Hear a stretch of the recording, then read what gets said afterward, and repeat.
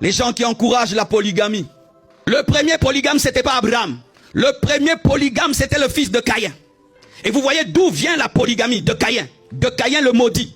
C'est la malédiction qui a engendré la polygamie. C'est la malédiction qui a engendré la polygamie. Ce n'est pas la bénédiction. Le premier polygame était fils de Caïn. Contente-toi de ta femme et n'ajoute aucune femme. Nous les chrétiens, on n'ajoute pas des femmes. Il n'y a pas la femme de la richesse. Il n'y a pas la femme de l'abondance. Il n'y a pas la femme du ministère. Tu te contentes de ta femme. C'est pourquoi mariez-vous bien une fois pour toutes. Mariez-vous bien une fois pour toutes. Mariez-vous bien une fois pour toutes.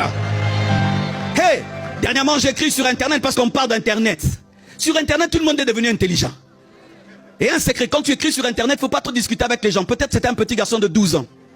C'est ce que Blanche m'avait révélé. Marcelo, peut-être c'est un enfant de 12 ans. Tu vas perdre ton temps. J'ai dit, c'est vrai, ça peut être un enfant de 12 ans. Et puis j'écris sur internet, j'ai dit que la polygamie n'est pas une perfection au commencement. Dieu avait créé un homme pour une femme. Et puis j'ai dit, car il est écrit même que l'ancien, le diacre doit avoir une seule femme. Les gens disent, heureusement, je ne suis pas diacre.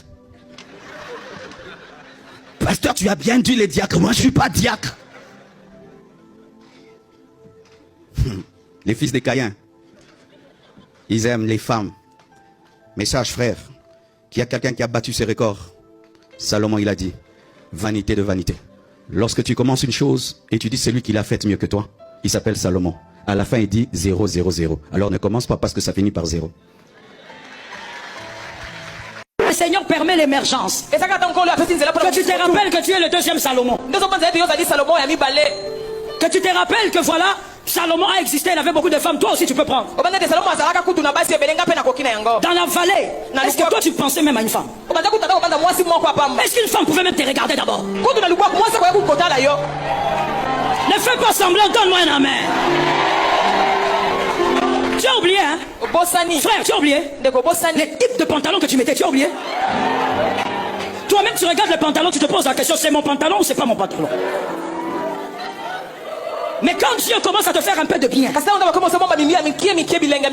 rentres à la maison à 23h. Parce que ta secrétaire est devenue ta deuxième. La serveuse, là où tu vas au restaurant, est devenue la troisième. Rappelle-toi mon frère, dans la vallée, personne ne te regardait à part ta femme.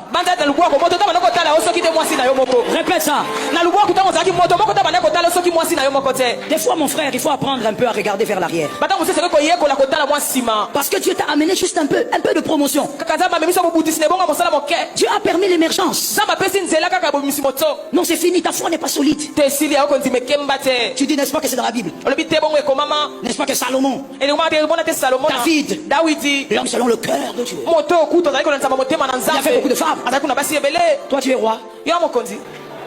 Tu es le roi de votre village. Et d'ailleurs, je vais te dire une chose. Quand tu dis, moi, c'est biblique. Tout ce qui est biblique n'est pas divin.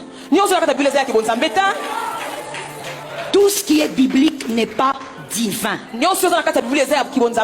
meurtre de David, David tue Uri, c'est biblique, mais ce n'est pas divin. Qui t'a dit que tout ce qui est écrit est divin? Dans ce qui est écrit, il y a le divin et il y a aussi les enseignements.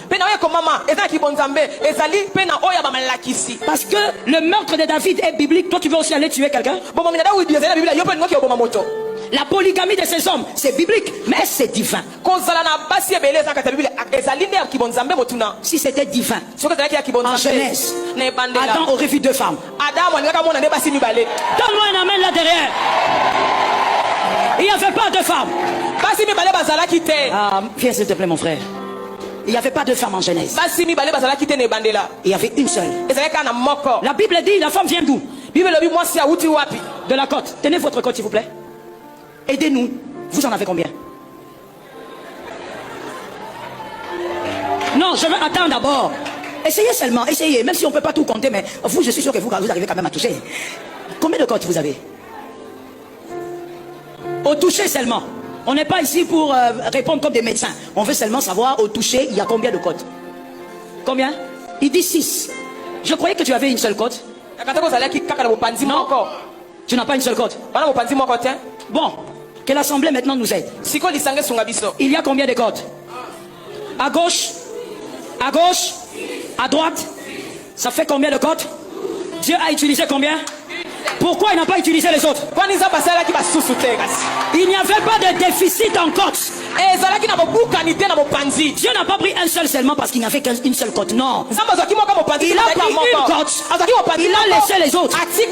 S'il voulait faire une deuxième, il allait prendre une deuxième côte, une troisième côte, une quatrième côte.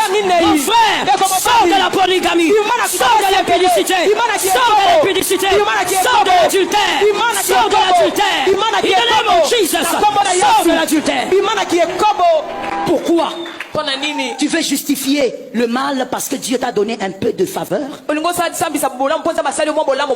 Ta foi est tellement instable. Parce qu'aujourd'hui Jésus a permis l'émergence. Dans la vallée tu priais, tu pleurais. Jésus t'a sorti, tu as oublié. Merci. C'est seulement dans cette élévation, dans cette émergence, que toi maintenant tu regardes ta femme et puis tu dis, ce n'est pas la femme du ministère. Moi, Dieu m'amène dans l'élévation. Partout on m'appelle Bishop.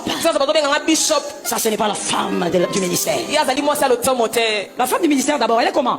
Moi, je n'ai pas la réponse aussi à cette question. Elle est comment? Elle est comment? Mais vous voyez, quand les gens veulent justifier le mal parce qu'ils commencent à monter,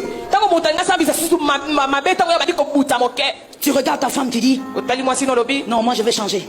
Je vais prendre la choriste là, celle que je vois à l'église. Quand elle chante, elle lève la main.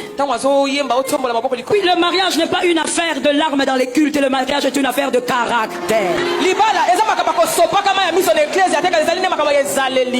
Je dis à quelqu'un, la femme de la vallée, l'homme de la vallée, reste avec. Dans l'émergence, reste avec. Si tu constates que ta femme a des lacunes, envoie ta femme à l'école.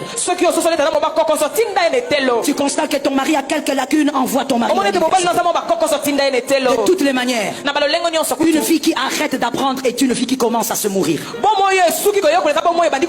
Toute ta vie, même si tu as un master, un doctorat, continue d'apprendre. Attention, que ta foi soit ferme.